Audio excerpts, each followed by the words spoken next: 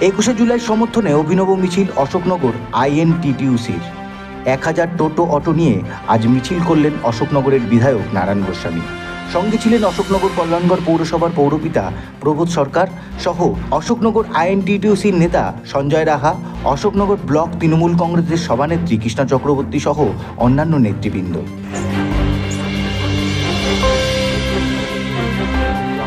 অশোকনগর শেরপুর মোড় থেকে মিছিল শুরু হয়ে কচুয়া মোড় চৌরঙ্গি হয়ে অশোকনগর 3 নম্বর স্টেডিয়ামে মিছিলটি শেষ হয়।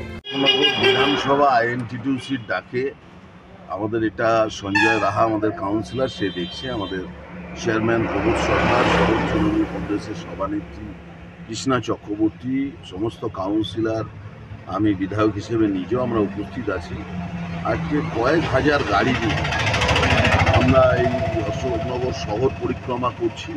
সেটা আগামী 21শে জুলাই তার সমর্থনে, যাতে 21শে জুলাই অশোকনগর থেকে যাতে ব্যাপক হারে লোকজন যায়, উপস্থিত হয়।